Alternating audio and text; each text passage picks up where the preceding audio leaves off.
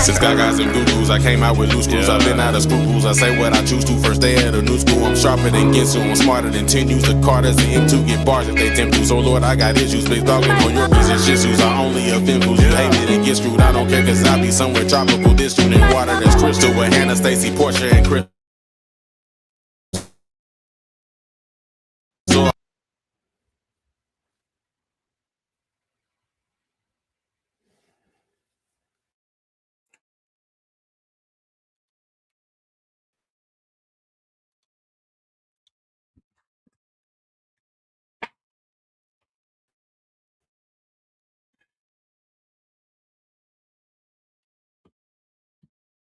What's happening, people?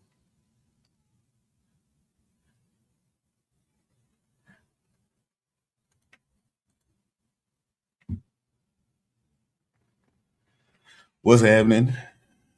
We live. Y'all know we be having them technical difficulties. I'm not sure what is going on. Are you there, bro?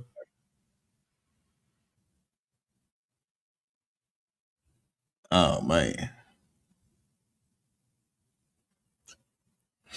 All right, well, we're gonna get this fixed. How's everybody doing today? It's your boy Sean Ross. Few topics that we're gonna discuss. A little bit of age of attraction, a little bit of love overboard, and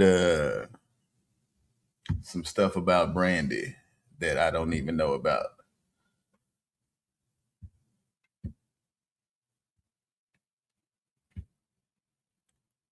We'll wait on him to get back in. Hope everybody's having a great Saturday afternoon. Raining out here where I'm at, but still a beautiful day.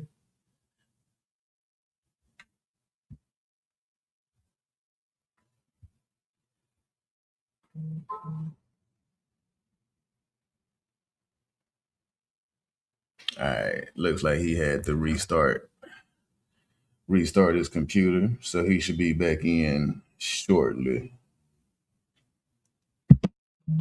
I got a lot to say about Age of Attraction, and especially about his review on Age of Attraction. I don't know if how many of y'all have watched his review yet on Age of Attraction, but it rubbed me the wrong way. What's up, Isis? How you doing? Glad you're here.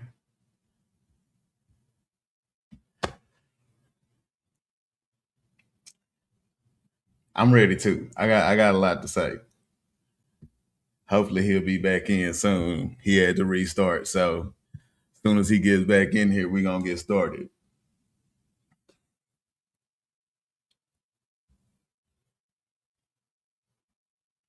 But yeah, his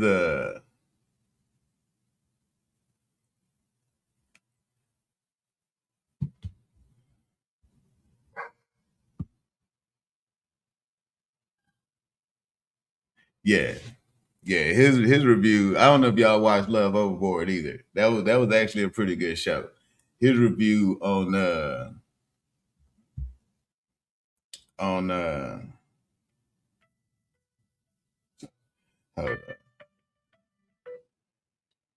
Yeah. You say what?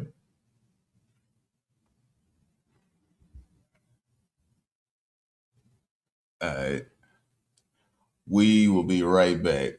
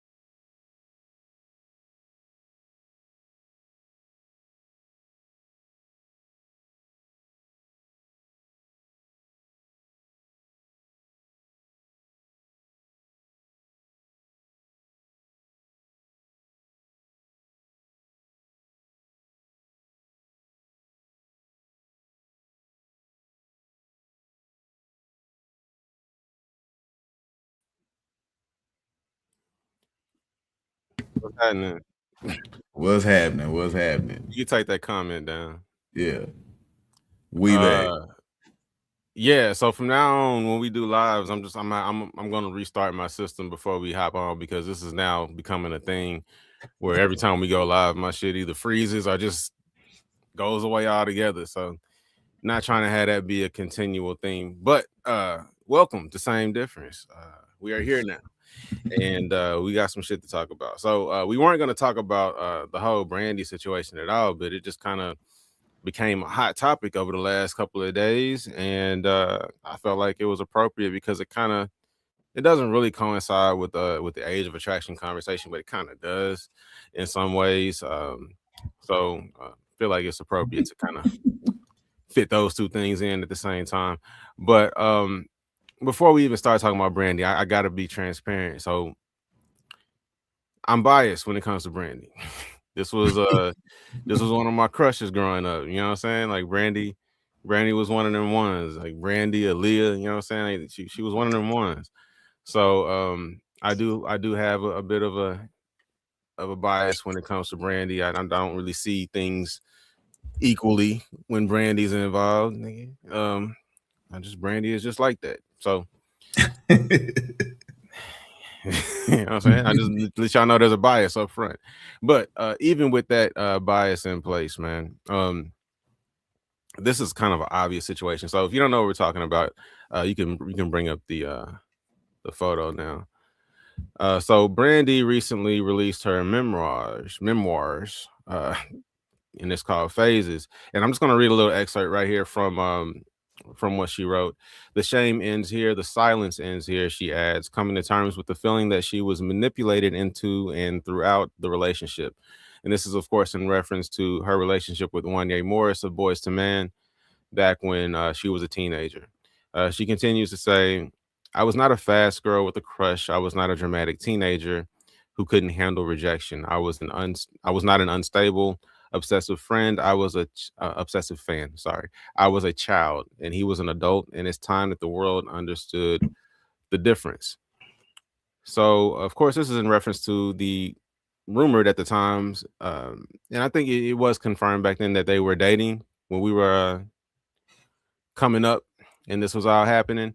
But the lines were always kind of blurred as to how old she was, how old he was. I mean, the group's called Boyz II Men.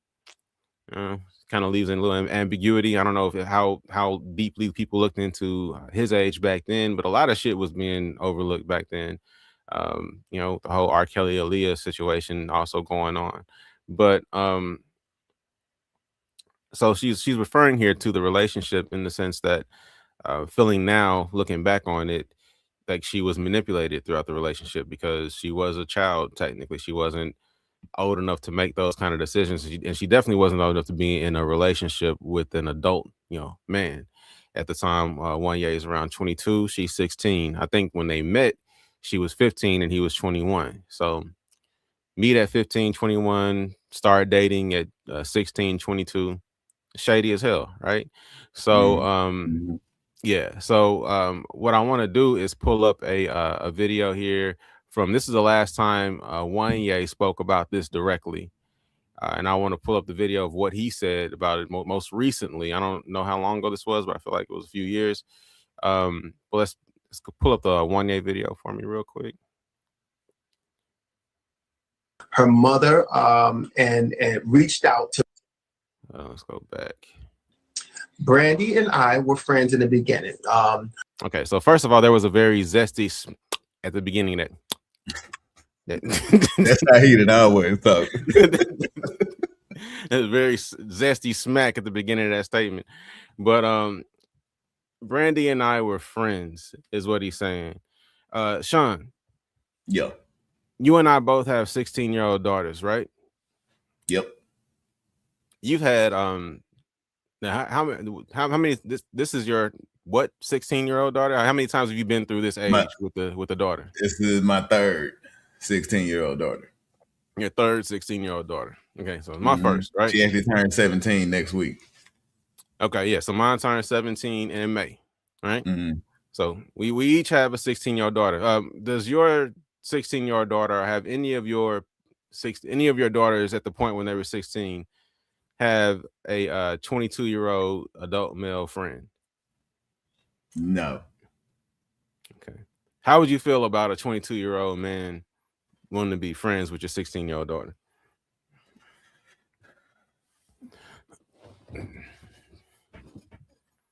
I mean, it depends on that level of friendship. You know what I mean? What does this friendship mean? Like, is he my friend, and that's why she considers him a friend? No. He said he and Brandy were friends. I know we're talking about what he just said. He's saying they were friends when they first met. Now, when they first met, like I said, I think he was 21 and she was 15. But 15 to 21. Let's go to the 16 and 22. Let's just assume they were 16 and 22. So he's saying they were friends when they first met, right? He's 16, she's 22. Does that make sense to you? I mean, no, I don't. The answer is no. The answer is no. There's no. I'm just trying to think of any situation that it might be. I mean, they were both in the music industry. There's no scenario where a 22-year-old man should be friends with a 16-year-old girl, bro. It doesn't make sense. And like, I'll give you an example, bro. Like, all right. So when I first got to England, I was 19, right? When I first got to base, so I was stationed to Joint Analysis Center, where you have representation from every branch. You got Navy, Air Force, Marine Corps, Army. We're all there together, right? So this is in the base that we lived on was in Alconbury. So we're out there on this, and this was all self-contained. And what was cool about the base is everything was there, but also what was dangerous about the base is everything is there in one place. So you got all the single folks, we're all in these dormitories, which is essentially apartments where you just you share a bathroom with one other suite. And the only part of the bathroom you share was like the actual shower and the toilet area. You got your own sink area and shit. But so in the dorms, you pretty much have your own apartment, right? So you got your dorms over here on one section.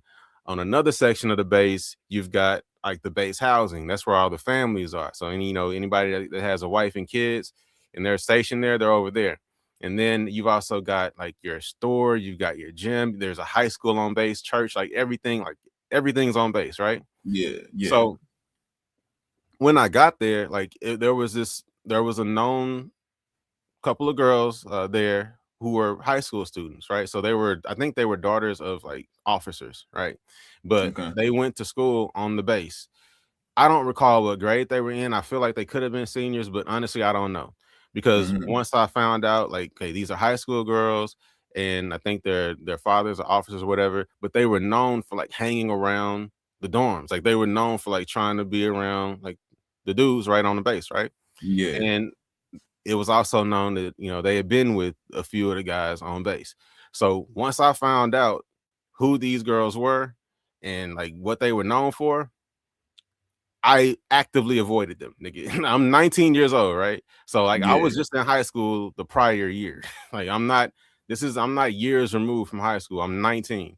But as soon as I find out, okay, these are high school girls, some officer's daughter, and they freaks, bruh.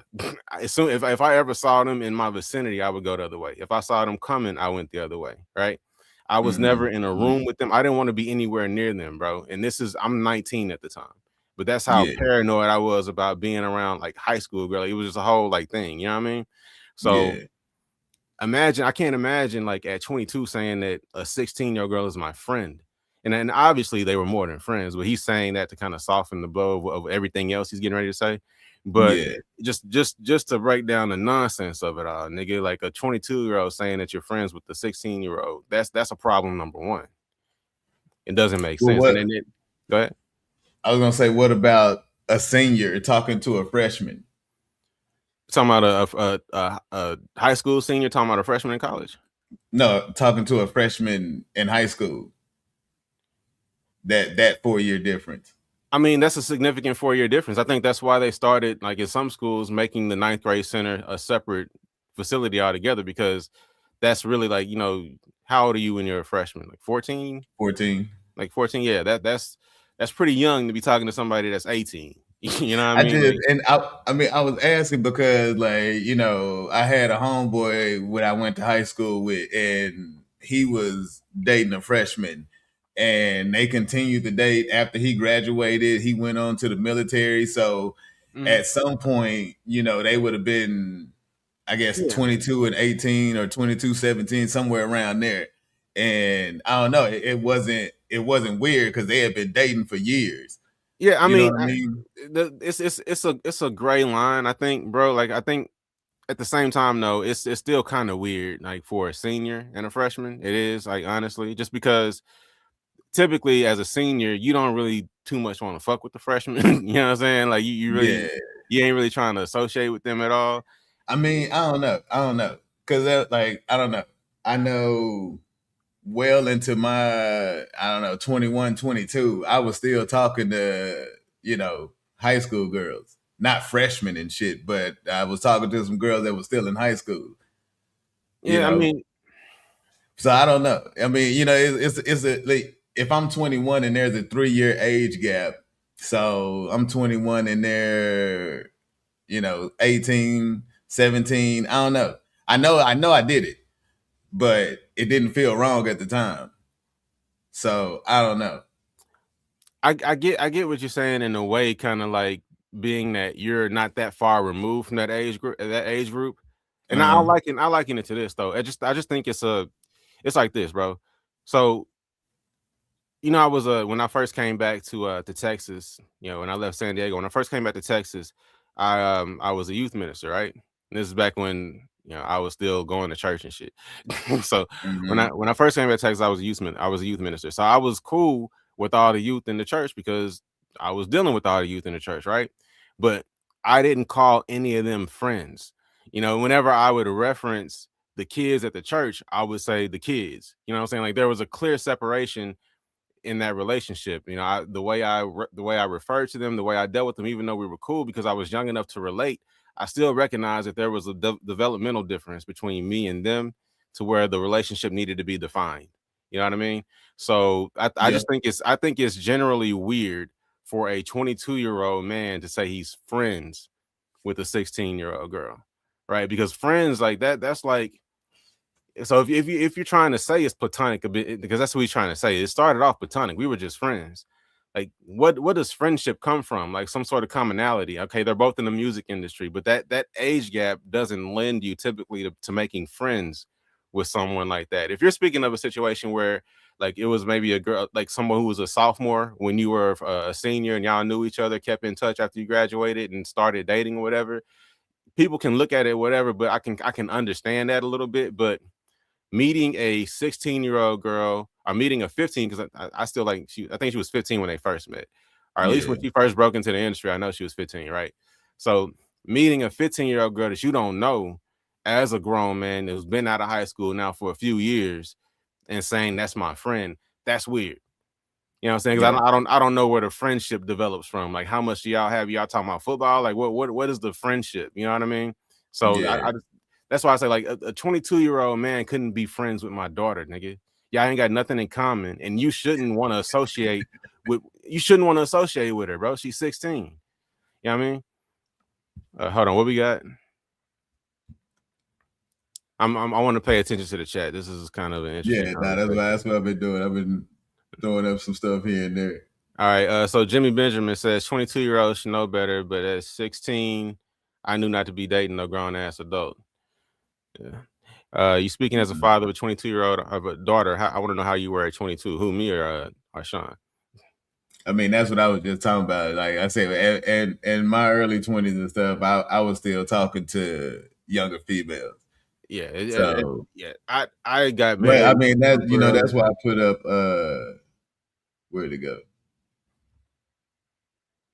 Yeah, that's why I put up this comment. You know what I'm saying? It is a difference. Like, you know, that's what I think about all age gaps. Like, it's about that life path and that maturity. You know what I mean? Yeah, but they're more mature, but they're still not ready for adult relationships, bro. I mean, at 22, we weren't adults. I was a complete idiot at 22.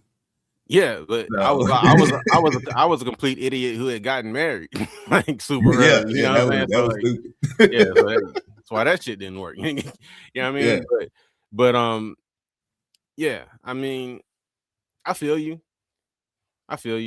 But what does it say? this was nasty. When I was 16, these men groomed these children, and they knowing they did it because of the power they had over children. Yeah, I mean, it is ultimately that's what I'm getting to, right? So this is obviously bullshit. Him talking about they were friends. Well, she said they were on tour together, and that's what I remember. I think they were actually doing stuff together. So right. You Well, I mean, know all of this is in the memoir. You know what I'm saying? Like we can dive into like the specifics of everything that happened, but I'm just saying like in general, because this is a whole diatribe he's about to go on. But I'm just saying the way he starts this off, saying that at 22 he was friends initially with a 16-year-old girl. I'm just saying that statement in general is wild. It doesn't make sense. This isn't somebody that you were in high school with and y'all just continued your relationship beyond high school. This is somebody that you didn't know after you had grown up, graduated high school, become a superstar. This is now a child that's in the industry, and you're trying to say that you guys were friends initially. Like, I don't understand how you form a friendship with the 22-year-old. But I'll let it play some more.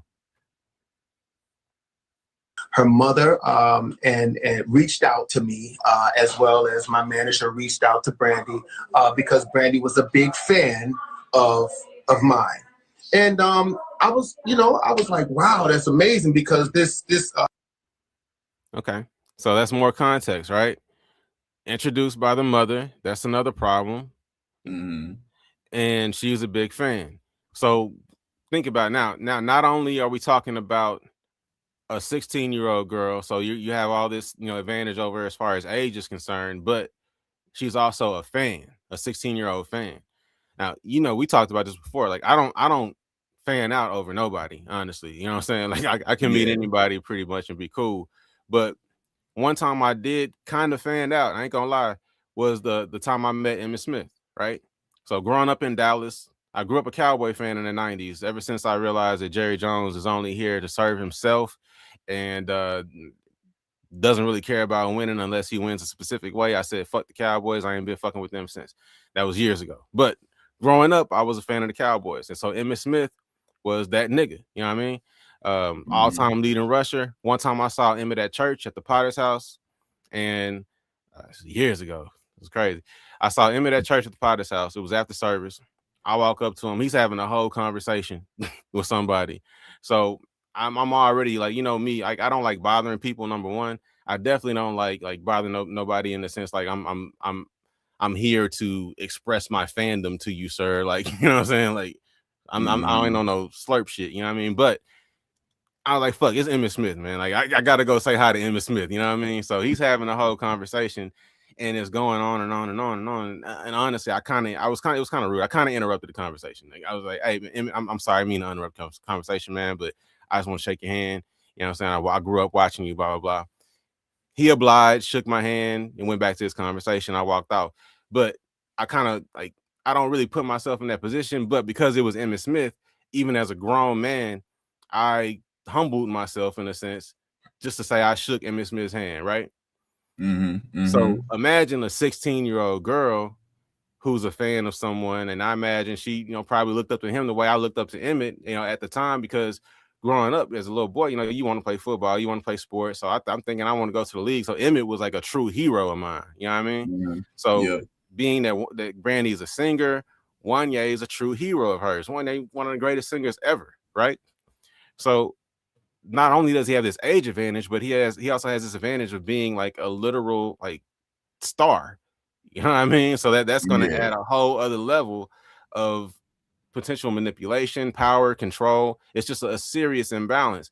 And I think one of the responsibilities, if you're in a position where you have fans, quote unquote, is to handle that responsibly, to understand that, okay, my underage fans need to be treated a different way than my other age fans. You know what I'm saying? I don't need to be associated with somebody who is technically underage and in the same way that I would, a grown woman. I shouldn't engage with her the same way that I would an adult. But the fact that he is engaging, that's already a signal that this is headed in the wrong direction. So I keep playing.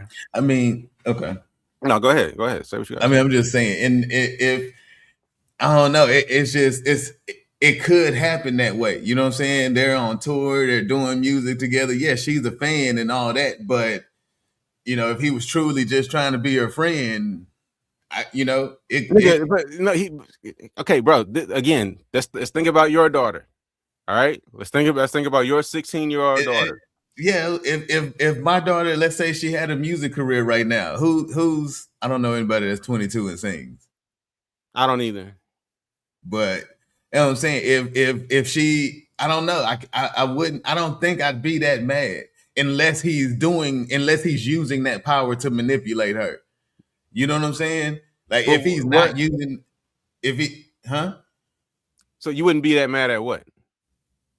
Like, I mean, if my daughter's in the music career and she has somebody that she looks up to, and now she's about to go on tour with that person, like, yeah, she's probably gonna have feelings, but hey, it doesn't mean that he manipulated it or groomed her to do that. So would you allow her to be in that position and to go on tour with this nigga and be in spaces where she's alone with this nigga who obviously isn't setting up the proper boundaries if he's trying to claim friendship with a 16-year-old girl?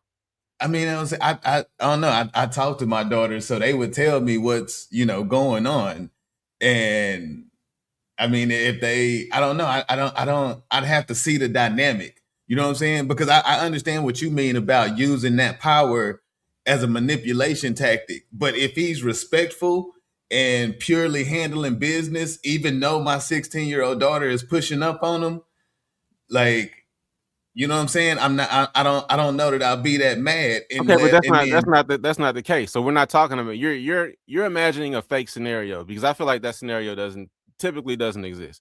I don't think that unless they're setting up, like I said, proper boundaries. If he said that when I first met her, I was her mentor. If that's how he started this whole statement, when I first met Brandy, she was a young phenom. I saw her talent, and I wanted to do everything I could to, help bring that talent along, put her in touch with the people that could help her. I always made sure that I had, some other women in the room with me because I knew she was younger. If he was on that type of time and you just knew that your daughter had a crush on him, that's one thing. You know what I'm saying? But if he's saying that, we were friends, meaning that he's having these conversations, he's spending all this one-on-one time with her, and she has a crush, and this is an older man, I think that as a father, you have to put, you have to set boundaries. You have to say, okay, you're not ever going to be alone with this person. I mean, if I see there's some kind of manipulation going on, but if they I can't say that a 16-year-old girl and a 22-year-old man that are in the same career don't have things in common to where they can like each other.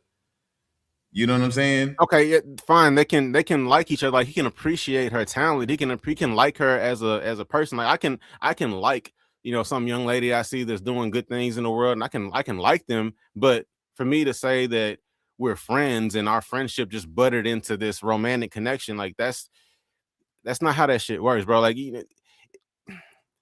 the fact that I just feel like the fact that he approached this from the beginning as if, we're building a friendship is indicative of the fact that he was initially trying to get in there. You know what I'm saying? I just feel like he saw Brandy, thought she was pretty. And that would be the difference. If as a father, if I saw that he was initially trying to get at her, then that would be different.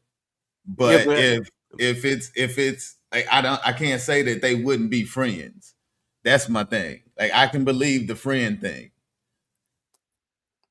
And if that, I just thought you got me stuck on this, bro. We're supposed to be watching this video, but I don't understand how you're justifying a scenario in which your 16-year-old daughter has a 22-year-old male friend, bro. Like that. No, you don't. That's not your friend. If it's a mentor, cool. He can help set you up with opportunities, but he doesn't need to be dealing with you on a one-on-one shit, especially if you have a crush and you're underage. Like, bro, this shit is. I feel like it's fairly simple. You know what I'm saying? I don't feel like there's a whole lot of. I mean, you know what I'm saying? If you're talking about like this whole one-on-one thing, I don't know that would happen as two people that are on tour. Like, there's people everywhere. Now, if he's asking her to go, to his room, or let's go get dinner, that's something that can happen in that scenario, because you're not gonna be on her side unless you as a father are going to be at her side every day. But I mean, come on, that's not realistic. You are living your own life, And I mean, yeah, no, I understand, but if she comes back and tells me like, hey, me and Wanye went to dinner together, then I can see that there's something different. But if they're just in the studio talking and they're doing this talk and they're, you know what I'm saying, so, there's always they're people in the around. studio by themselves.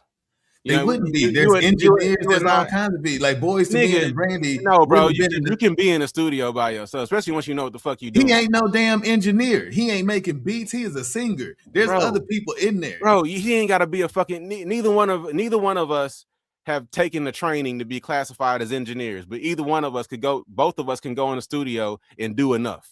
But that's what I'm saying. So if I hear the story like, oh, he invited me to the studio to work on some tracks and it was just them two, then I know something. But if that never happens, then why couldn't they be friends? If they're only in the studio, it's three other niggas and Boys to Men. Because they're not friends, bro. Like that's what I'm saying. Like, what is a friend? A friend like that? That's not. A friend is somebody that you get along with. A friend is more than that, bro. Because I get along with a lot of motherfuckers. I only call a few people friends. Like a friend, that's a very specific word. And friendship, I think, has a deeper meaning than just somebody I have some shit in common with, or somebody I'm in the same industry with, or somebody that I'm attempting to mentor, like an underage girl that I'm mentoring.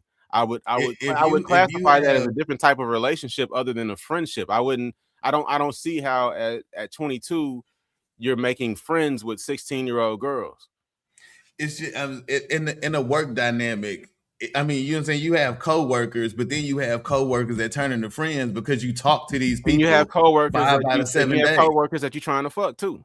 You have coworkers that you're trying to fuck, and you spend time. But there's going to be a difference, and you have to, if you can't, you have to be able to see that difference. You know what I'm saying? Okay, but I think that's the difference, though. I think the difference is him approaching it from a we're friends point as opposed to I'm her mentor or I'm looking out for her. I'm helping her find opportunities. I'm putting her in touch with people who can give her more opportunities. That's what you're saying is you're trying to put him just because he's 22 and she's 16. You're trying to put him above her.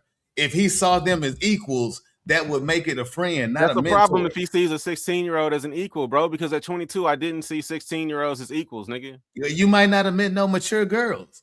There's plenty of 16-year-old girls that was way more mature than I was at 22. Like, think about it. At 22, like mature girls, nigga. Like, come on, dog. Like, again, we both have 16-year-old daughters, nigga. I feel like my daughter is super mature. My daughter has had a 4.0 like for the past couple of years. She's been honor society, like perfect grades.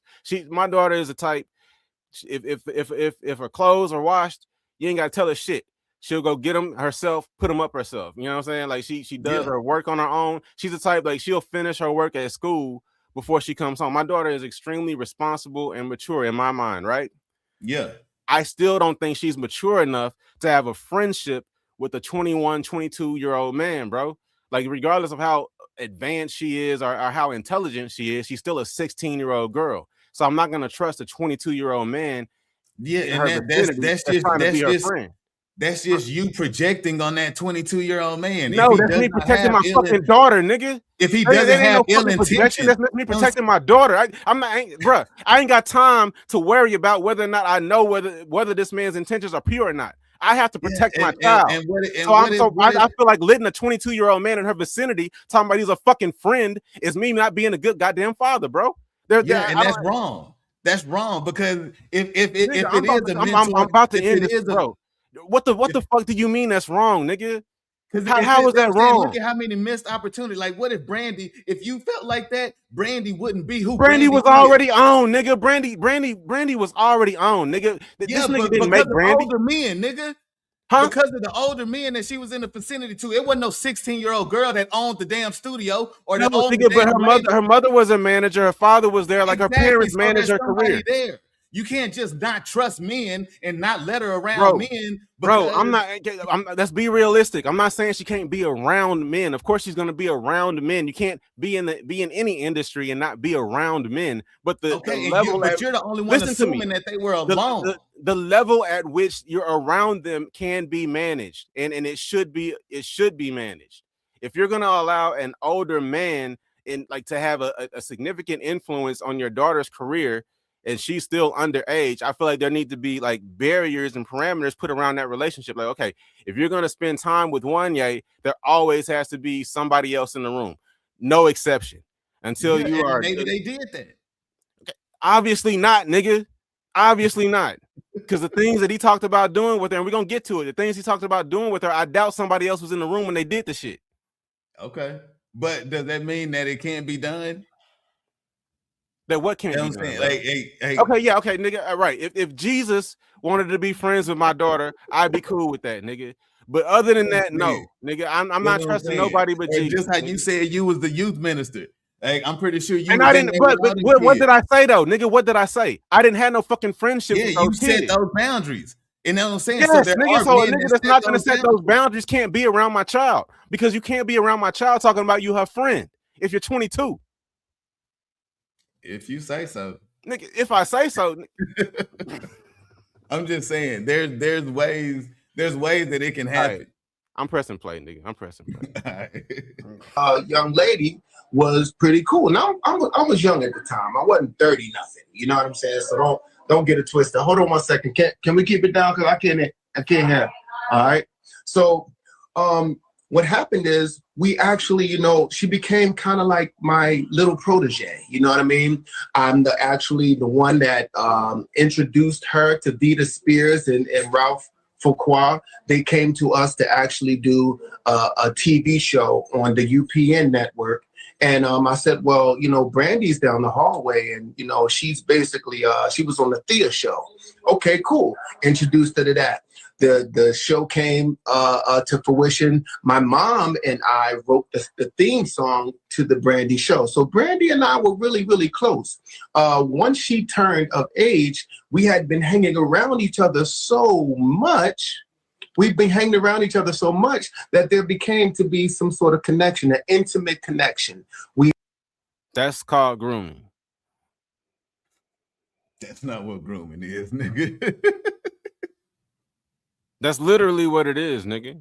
You're hanging around an underage girl until she becomes quote unquote of age, and that even that statement alone is questionable. We'll get to that in a second, because he's talking about of age, nigga. But 16. Yeah, I mean, he just said exactly what you said, that she was his protege. So he was mentoring her. Like, how is mentoring the same as grooming? Like, you have to have more details on what happened to know that it was grooming. Well, we know we have more details, nigga. She came out and told us, nigga. We have details. I didn't read the memoir, nigga, so I don't know, nigga. But I'm saying you can't classify it in every situation. Okay, we're talking about this situation. So okay, I know you want to have this myopic view where there are these 22-year-old men out here who have absolutely no sexual motivations whatsoever. They just want to be friends with 16-year-old girls. Like, okay, cool. I know that's what you think exists somewhere in this world, but we're talking about this specific. I'm talking about the dynamic. You know what I'm saying? You when you were over the youth group, did you have ill intentions to those kids? No, nigga, so but I had boundaries, nigga. I had boundaries. I didn't call any of those kids my friends. I see those boundaries, then why would I not let my dog? Why would I not trust this man if I see him set those boundaries? But you're talking about a fucking hypothetical, nigga. He obviously he didn't have those boundaries in place. Obviously, if you say so, nigga. What you mean if I say so, nigga? She said so. I mean, yeah, I don't know what she said. You know what I'm saying? I don't know this specific story, but you're talking as if it applies to everyone. Okay, she said, okay, let me all right. She said that they started their sexual relationship when she was 16. She lost her virginity to him at 16 years old. Yeah, that's bad.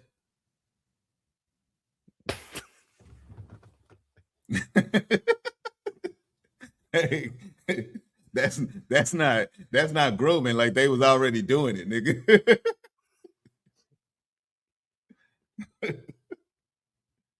I'm just saying.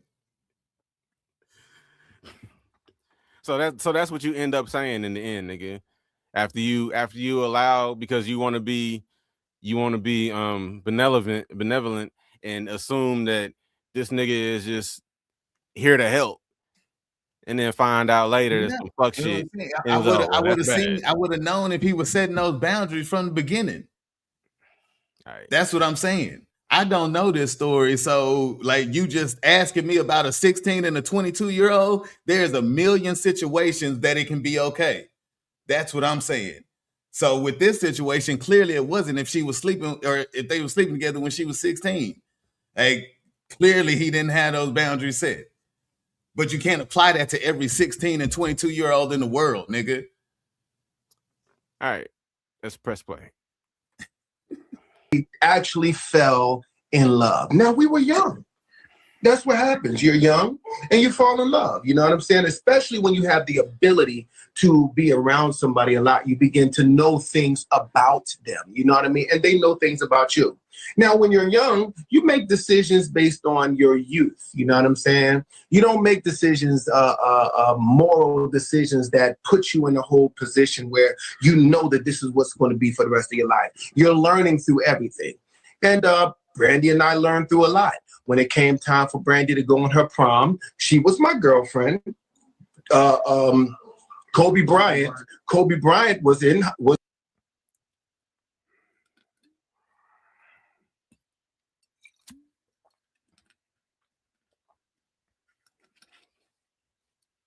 That's not weird to you, nigga? Yeah, no, that's what I'm saying. I'm speaking on the situation of what you were saying. I don't know. I'm learning about this situation as you play the video. Hey, yes, if he was sleeping with her when she was 16, of course that's wrong. Hey, what do you mean? Hey, if he wasn't just her mentor or all that, hey, I don't understand, nigga. Hey, when you started off this conversation, you asked me about a 22 and a 16-year-old without me knowing what happened here. Hey, if we're talking about this specific story, like clearly it was wrong. He's talking about her being of age, but they was already dating before she went to prom. Like clearly that's wrong. But as I'm saying, you can't apply that to every situation. You can. As a father, you 100% can. You can say, okay, nigga, if your 22-year-old ass wants to be around my 16-year-old daughter, it will only be under these circumstances. Well, duh, nigga, that's what I'm saying. Like, you can tell that shit at the very beginning. I'm not finna let my 16-year-old go somewhere by herself with a 22-year-old man. And if he asks that, clearly he does not have those boundaries. That's what I'm saying.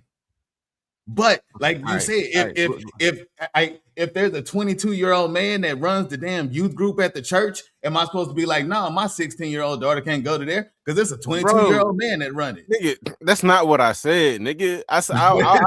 I said, is it cool for them to be friends? Friends. I use that word specifically. You have a different definition of friends than I do. If they talk to this person, you know, all the time, they might consider them friends, nigga. All right. But that doesn't mean that the conversation is inappropriate. That's what I'm saying. Okay. Press and play. Graduating from high school that year, Brandy was my girlfriend. She had just graduated from Pepperdine, and her mom and we both made it so that Brandy was able to go on tour. On the prom with Kobe Bryant. Okay, when it came time for Brandy to introduce herself to the world, I'm the one that actually put her on the Boys to Men tour. Okay, so she was with me. You know, she was my friend, and we became intimate in a relationship. There's no lie going on here. You can ask Brandy; she will tell you the same story. Relax on what you think, because I know, because I lived it, and so did Brandy. As time progressed, we grew out of each other. Yes. It was a hurtful thing. It was a hurtful thing to break up. That's what happens. You're in a relationship and then you break up. She grew out of me and I grew out of her. Might have grown out of her a little bit faster, but you know, it's a relationship. You're young and you make decisions. Next thing you know, that's what it is. Brandy's successful, Boys to Men is successful, and we're happy. You know what I'm saying? This is what it is. We are happy. So whoever is there saying, you know, all kinds of crazy stuff like they know, you know what I mean? Regardless of anything, my age, her mother was definitely, you know, a part of our relationship. Her mother and father was a part of our relationship. They allowed me to guide Brandy and to help her through her career. They understood that we had grown close, and that's what it was. You know what I'm saying? So understand that that you know for a fact, whoever it is on there, that life happens.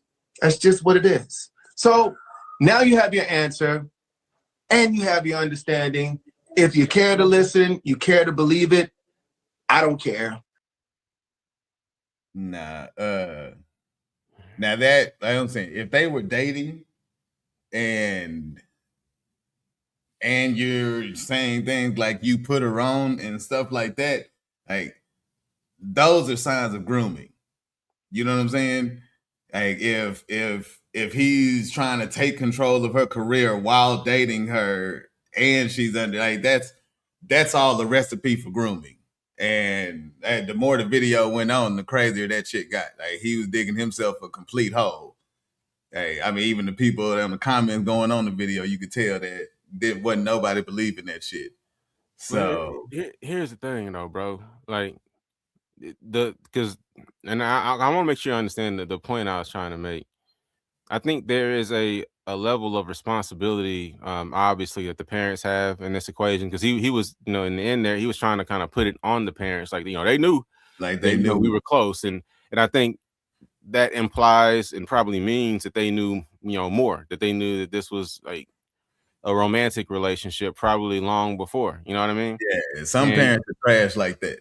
Yeah, and they were cool with it because of who he was. Let him be some 22-year-old nigga off the street.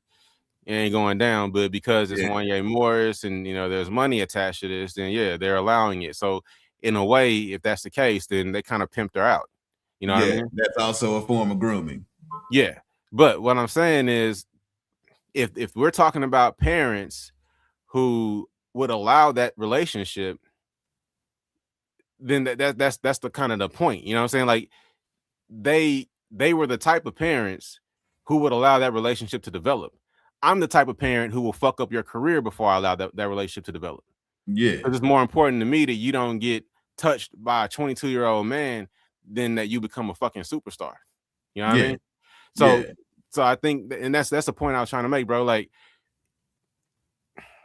I think it was obvious from jump what his actual intentions were, and those barriers were never set. So I really need you to have a different opinion. Like a different opinion on what? On just the possible validity of a 22-year-old having a close one-to-one relationship with a 22-year-old man, specifically. A 22-year-old man having a close one-to-one relationship with a 16-year-old girl, to the point where he calls her his friend. A one-to-one relationship is not cool. That's clearly already off on the wrong But that's what a friendship is, bro. Like friends are one-to-one. That's not an associate. Okay, like, so people that work, right? Associates, you don't necessarily spend one-on-one time with them unless you become friends, y'all go to lunch together, whatever, y'all start kicking it. But other than that, you only see them in group settings. Those are associates. Those are people you work with, coworkers, even, partners, even if y'all work on the same project, whatever. But it's not your friend. With the fact that he was calling her his friend means they spend intimate time together. Friends spend intimate time together.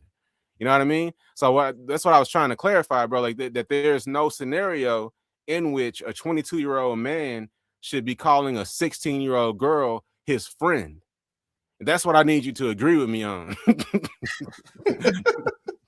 Because that in and of itself, if you're defining friend as only spending one-on-one time, not only nigga, but spending somebody that you spend. I mean, spend one-on-one time together. If that's the only way to classify a friend, then yes.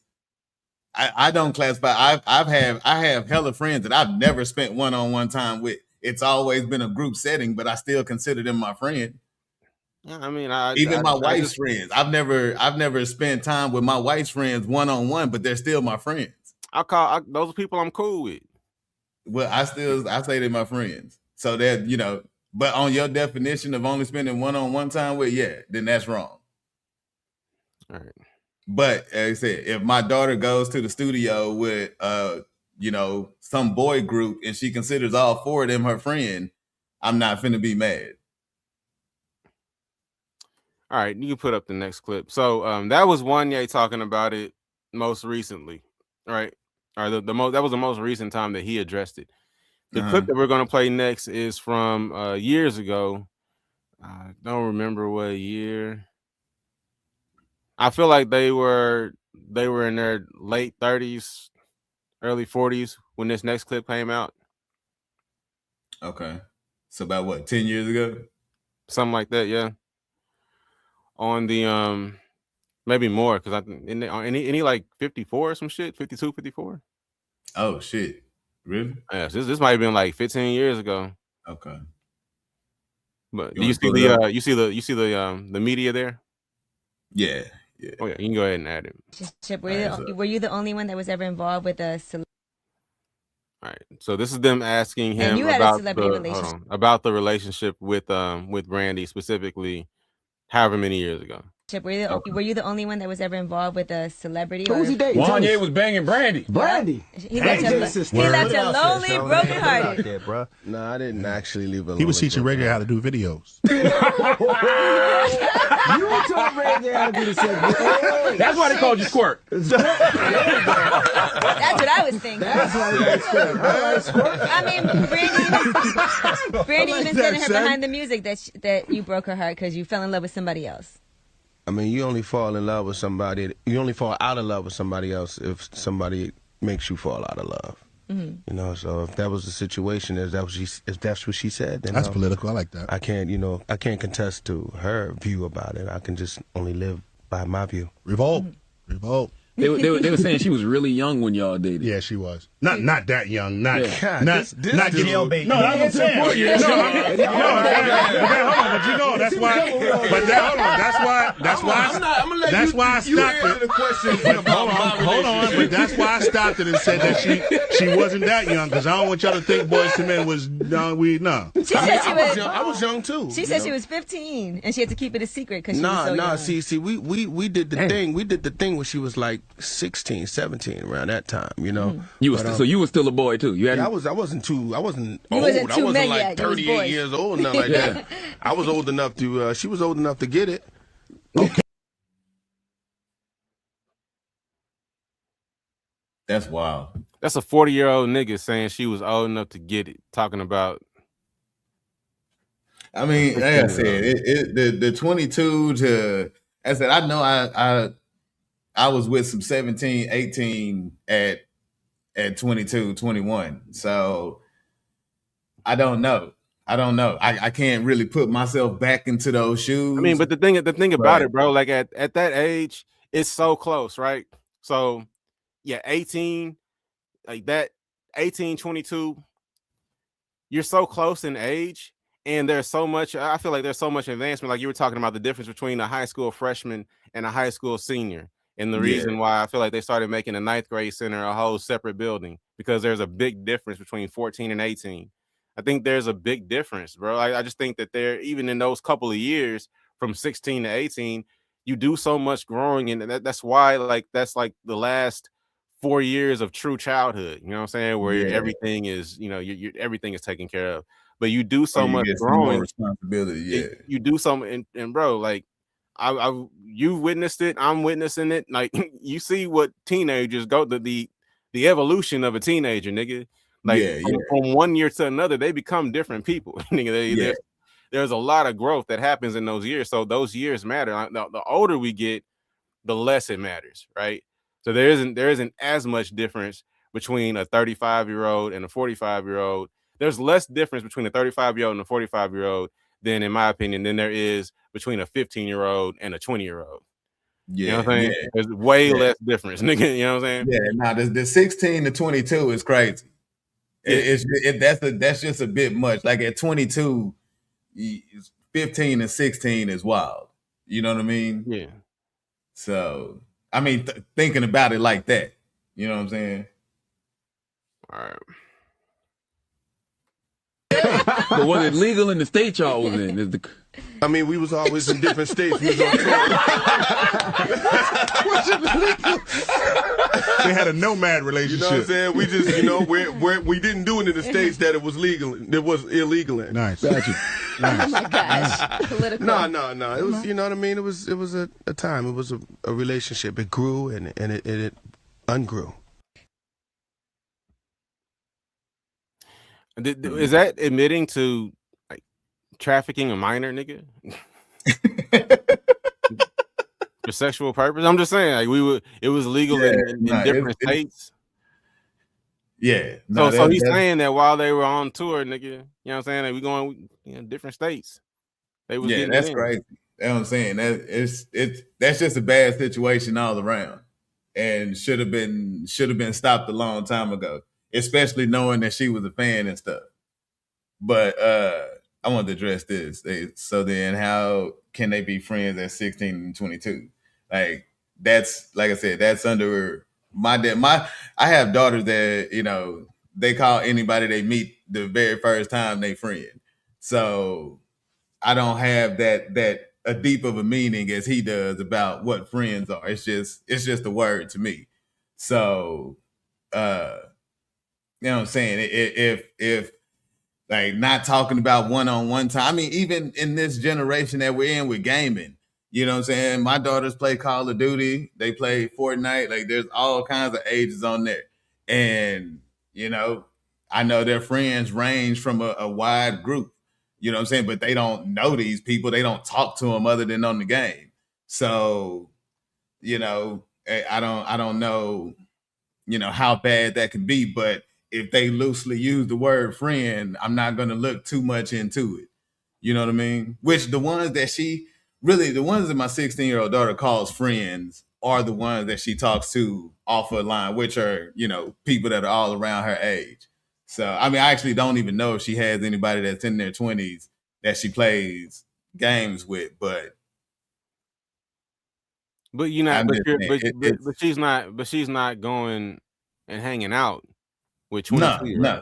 No, she's not. So, and that's what I'm saying. That's where the difference comes in, to where I'm saying it can be possible. You know what I'm saying? Not that they should have an intimate relationship. Yeah. Well, I mean, basically the whole point. So, hold on. No, I was just reading the last comment.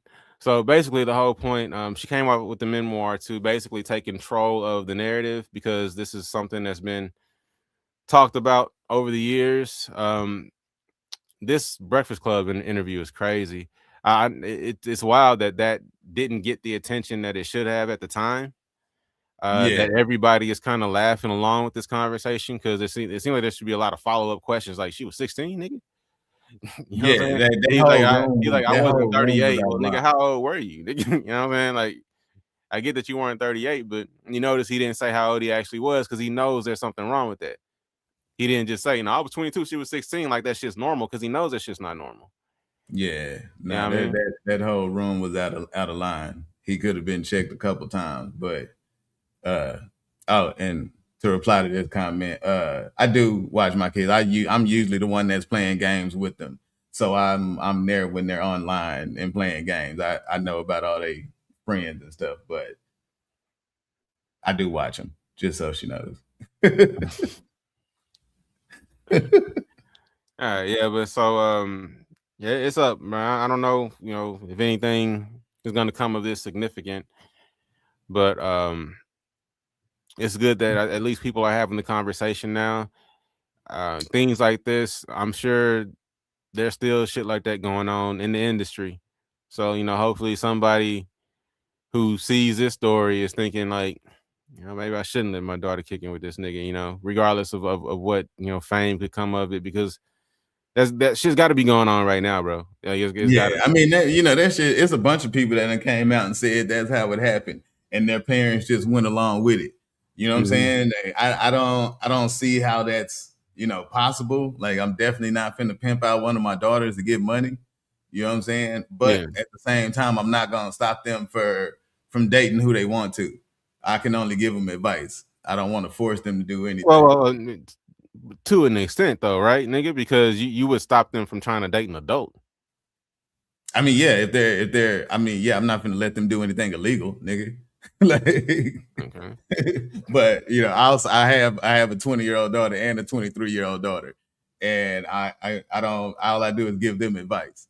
Yeah, I mean, I'm not talking about adults, nigga. I mean, that's Yeah. a whole other conversation. But I'm saying as long as they are legally children, you know what I mean? Like Yeah. we as parents have to have safeguards in place. So regardless of what they want to do or who they want to hang out with or who they think is cool, we got to be the ones to say, you know, who you can and who you can't be around. I mean, yeah, if your 16-year-old wants to talk to a 20-something-year-old man, you've already messed up.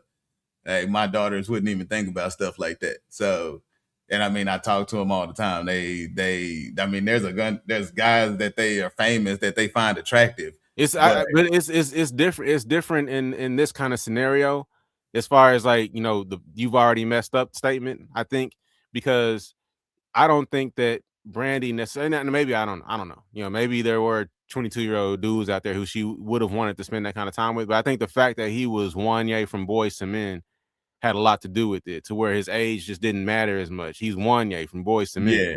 You know what I mean? I don't know if Brandy at 16 was just desiring relationships with older men. I just think she had a crush on Wanye, one of the greatest singers we've ever heard, and that was a specific issue. Yeah. Yeah. We're about to get to that, Isis.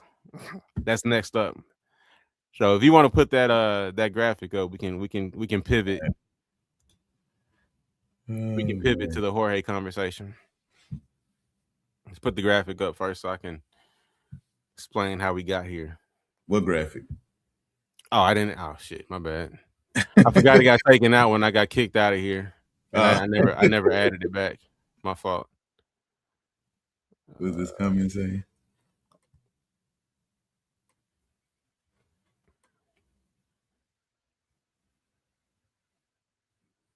All right, it's in there. Yeah, I don't know how old you are, but at the time when I was watching it in real time, I really didn't know much about their ages. I didn't know how old he was. I knew she was young. You know what I'm saying? I knew she I didn't know old. how old she was either. I knew she was us. older than us, nigga. That's all I knew. I knew I was at such a young age that everybody who was older than me could have been an adult. So you know what I mean? No, facts. Yeah. So but the adults at that time. And that was back when like they kept that shit secret too. Like they would just straight up lie about it. Yeah. You know what I'm saying? Where they would say people were older so to get into certain spaces. So I mean, they did that with everything. Like Nelly and Juvenile, a lot about their ages. Hey, Juvenile just came out of how old he really is. But back when he was with Cash Money, like he was actually 25, but they said he was 20. So yeah, I mean that was common. That was common in the industry back then before Wikipedia, nigga. You know what I mean? Like now we be knowing shit, but back then, yeah, for real. So to answer that question, like it kind of flew under the radar because people weren't necessarily sure how big the age gap was, and then people who actually knew how big the age gap was were allowing it. So it didn't say shit. Yeah. So if a parents are cool with it and all these other adults, quote unquote, around are cool with it, then we're all just thinking, okay, I guess they're old enough to be dating each other. But yeah, even with the R. Kelly and Aaliyah, like I said, I didn't know Aaliyah was that young. No, I thought. I mean, you know what I'm saying, and allowing, that's what makes it different too. Like, Aaliyah, Brandy, Britney Spears, like all of these are very young girls that are singing very provocative songs. Like that's where it should have been stopped. You know what I'm saying? I wouldn't let my 16 or 15-year-old come out with a song about being in love with a guy or shaking anything. You know what I'm saying? Because it's automatically putting them in a different place, which it's making them a sex symbol. Yeah. So yeah, like I said, it starts way before shit goes south. So. Oh yeah, Foxy Brown's first single. Yeah. Oh yeah. I did not know she was that fucking young, dog. That's what I'm saying. We didn't know, and everybody, they all presented, obviously older than they were. The industry obviously wanted them to look older than they were. So and they were all older than us, and you know, when you're a kid, everybody older than you is grown. Yeah, that's what I'm saying. Yeah. I mean, it's a bunch of old white men that's these industry heads that's like, nah, put her in them short shorts and a crop top, and it's gonna sell. And the parents, all they see is fucking dollar signs. Yeah. So, like I said, it's all a recipe for disaster. But you know, that could be the reason that you know we never blew up or our kids never blew up because we didn't want the money that damn bad. Hey, Kevin Jones, that's wild. Go to put the graphic up. All right, so we're gonna pivot to this Jorge conversation real quick. Sean hit me up a couple days, and this nigga got Android. That's why my response is green. Sean has Android. Like any smart person should. And I hate texting this nigga. Anyway, so this nigga hit me up talking about he was mad at me because he has totally different views on Love Overboard, and he thinks I was, you know, being too harsh on Jorge. So here we are. I want to give Sean an opportunity to speak his piece, to defend his client Jorge. Let me know where I'm wrong about Love Overboard. Basically everything I've been saying for the past week, this nigga is opposed to. I mean, bro, I just don't understand. Hey, man, I don't know, dog. Like Jorge cool as shit. Like, how do you not? Hey, you know what I'm saying? That's like all of our uncles, nigga. It's like saying you don't like none of our uncles. Oh, and hold on. Before I say any more, we're doing this today. You know, the response I say we'll talk about it on Sunday, but we're doing this today, obviously, because tomorrow's Easter. So, you know, people might be spending time with families and whatnot. So, I want to go ahead and holler at y'all today. So there'll be no live tomorrow, obviously. But thought I'd address that. But go ahead, bro. Yeah, look at that. Team Android, smart people. I hate texting with you Android niggas. Another one in the chat. I'm disappointed. I'm disappointed in you. But nah, bro. I really don't understand all the bad talk about Jorge. That man ain't done nothing wrong, man. Hey, that girl loves that man and would drink his dirty bathwater. Hey, you don't see a problem with that nigga? What's the problem? Is it his problem or is it her problem? Both. No. It's his problem for wanting a relationship with someone 33 years younger. Not wanting to smash someone 33. I can understand a 60-year-old man wanting to have sex with a 27-year-old woman. I can get that. But and honestly, really, that might just be the ultimate goal here. Like, you know what I'm saying? Like Jorge may not even want more than just to crack her code real quick. Which is my point. Which is my point during the season in the first place. But I do think if he's actually pursuing a partnership, a relationship with someone 33 years younger than him, I think that is I think that indicates there's something wrong with him. And obviously it indicates that there's something wrong with her. I've said it before. Other people have said it. She's trying to replace her father. That's the only logical explanation. She wants somebody, I think, man, to dominate, run her life. There's people that have that older fetish or whatever. You know what I'm saying? I think she's one of those people. And like I said in the video before, anybody whose parents have to tell you that you shouldn't date anybody over 40, like it's already an issue.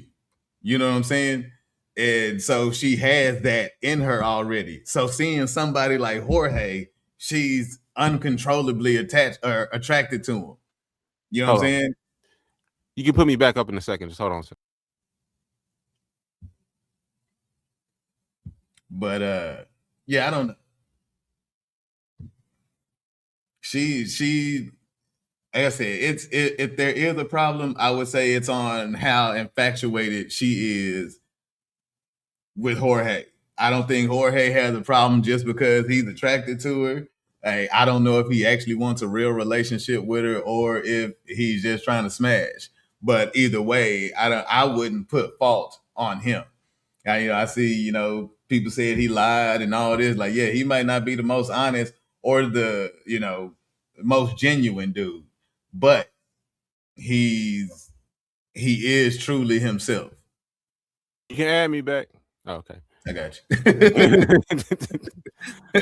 I've been down here making all kind of hand motions and shit. Yeah, I didn't even see. But yeah, you know what I mean? Like, I don't know. I just don't see any fault in what he's doing as far as the relationship goes. And I mean, he's catching a lot of heat that, I don't know. It just seems so uncalled for. You know what I'm saying? Let's be specific.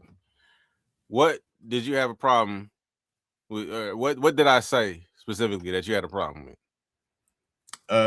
Just you bad talked him so much, and you got to be more. Yeah, bad talking. Come on, nigga. I mean, you're talking about he was talking too much on the reunion. He was objectively the nigga was talking too much. Nah, everything he was saying was valid and useful information to whoever he was talking to. Like, he never said no bullshit. Like, he was speaking real shit that people should listen to. Right? I honestly don't even know how to respond to this, nigga. Like, all right, you're dead ass right now.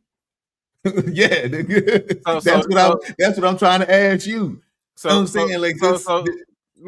nigga randomly quoting scripture that he doesn't even adhere to, talking about how food doesn't even seek to gain understanding. You listen for understanding, right? Meanwhile, he's literally like holding a fucking filibuster. This the whole fucking reunion, nigga got something to say about everybody's situation, just rambling, talking about a lie of omission isn't a lie. I mean, yeah, that's all lawyer talk, which is bad lawyer talk, nigga, because it's such obvious bullshit. It's like you made a statement earlier talking about he reminds you of like some of our uncles, right? Yeah. Do you think it would be good for a 27-year-old woman to be dating one of our uncles, nigga? But them niggas pull those girls all the time. I'm not saying I'm not arguing whether or not he can pull, nigga. Obviously he can. I'm saying that's not a good thing for anybody involved. It's not good for the 27-year-old girl, and it's not good for his growth or development as a human being, nigga. Because he's steadily staying in relationships with people he can manipulate, that he can out talk, that he can manipulate, that he can run circles around. Because an older woman would have told him to shut the fuck up. I doubt it, nigga. I'm saying there's plenty. I mean, you can see from that show that there's plenty of emotionally immature older females, nigga. You know what I'm saying? Like to me, Vanille is way more mature than Teresa, and that's one hell of a fucking age gap, nigga. It's close. You know what I'm saying? It's close. It's at least very close. Yeah. I think Vanille honestly has more self-awareness than Teresa. Yeah, well, no, she has a lot of like Teresa don't have too much of nothing other than issues. So, but you know what I'm saying? Her, Teresa and Vanessa are probably the oldest immature women I've ever seen in my life. I'm laughing at Kevin John. Everything he said was bullshit, bro. You trolling. I promise he's not trolling. That's what's crazy. Nah, how was everything he said bullshit? And see, what's cool? Okay, hold up, nigga. Before you start, nigga. What's cool about this for me is because like y'all are getting to experience what I've been experiencing my entire life knowing this nigga. He's not trolling. Like he's dead. Like we have these conversations all the time where he's just on the obviously wrong side, but he be like dead ass, bro, like dug in, dead ass, serious. Like he means every word. This nigga actually thinks that Jorge was spitting. That what? You think Jorge was spitting? Yeah, okay, and that's what I'm saying. Do y'all? Hey, I don't know how many people from the chat are from the streets. Like, look, me and Clarence are both from the streets, nigga, and we are completely different. It's not. I don't know. I don't know how to explain it, but like Jorge is somebody Like that's how I want to be when I get that age, nigga. I want to be just this fucking player. While you probably gonna act like Bill Cosby, nigga. Which is two totally different people, nigga. So that's the main difference. Like, yes, he's spitting, he's spitting game, he's spitting like facts, hey, whatever it is. Hey, he's an intelligent man that can use his words to get what he needs. And to me, that's a good dude. I don't think he's that intelligent, bro. I heard you say that too. Nigga is intelligent, nigga. Hey, you can hear when he talks, nigga. That's the whole reason I'm not saying he's unintelligent, but I don't think he's like significantly intelligent. I think he's above average intelligence, because all of this spitting you say he was doing, bro. Like if we were to play just 30 seconds of this nigga talking, it's just circles. Like he says it's word salad, but there's nothing actually being said. And if you hear the circles, then you probably didn't grow up listening to Pimp C. Nigga, okay, first of all, you know good and fucking well I grew up listening to Pimp C, nigga. but here's the thing. Pimp C was talking in circles? But here's the thing, nigga. How old was Pimp C when he dropped that shit? I don't know, but I know if he was 60, he'd still be dropping shit though, nigga. That's what I'm trying to say, nigga. To keep it that long, I'm saying, bro, Jorge, this nigga is working out. This nigga still pulling girls at 60 years old. Most people thinking he 40. Nigga, that nigga, bro, ain't no most people thinking that nigga 40. Dumb people think that nigga 40. That's bro, not whatever. Actually, you might be right, because most people might be dumb. But most people who have like insight, nigga, I don't know, like who've seen human beings before, who've seen black people age, can look at that nigga and see that he's 60. It depends on what you call an insight, nigga. That's what, because that's the thing. Like, and that's why I wish I knew how to explain it's two different lives, nigga. You know what I'm saying? Like how you said you was married, nigga, and I had hoes. We came from the same place, but went two different directions with it, nigga. And my direction is more of a Jorge direction, nigga. And so I understand what he's saying when he says what he says. And I think if anybody who didn't understand what he was saying, you just not, you know what I'm saying? You're not on that side. And it makes sense. But no, nigga, no, bro. Ain't nobody saying nothing about not understanding what the nigga saying, bro. I understand what he was saying. I understand that he wasn't saying shit. That's the thing. I understand that he was just talking, bro. And that's what I'm saying. Like if he just talks long enough, a lot of people will think he's actually saying some shit. I think you're just happy to see an old nigga that's still out here playing the game. I just think that makes you feel like home. I think he feels familiar to you. Like you said, that you hope to be Jorge when you're 60, nigga. Like, yeah, nigga, I would like to be in shape and still looking good and still getting females. You can be in shape and still look good and all that shit and be like, I don't know, honest, nigga. I mean, no, because even like you said about him fighting, like that he shouldn't be fighting. Like, nigga, at 60, I still want to be able to check niggas. And that's what I'm saying. If you from the streets, like, understand, if that dude was holding a damn skateboard, that you know that you can talk him down. You know what I'm saying? And just like Derek said, like, if you don't talk that nigga down, all he's gonna do is get more hype. Bro, Herschel Jackson don't know what the fuck he talking about either. That nigga, you don't know what you talking about, nigga. Because if you walking with your girl and some niggas talking shit behind you and you don't check that nigga, then something wrong with you. Nigga, you don't think I've ever been on the street before and seen a homeless man or just some crazy motherfucker yelling shit to everybody that walks by? If you look at them, they'll say something.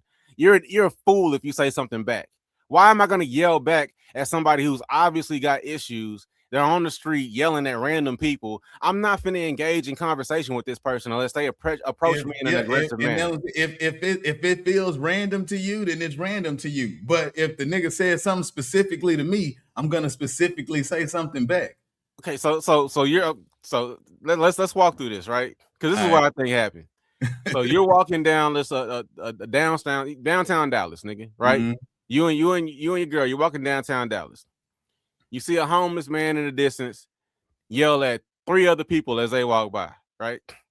Y'all get close, and he say some shit about you. He say something to you, right? Yells at you.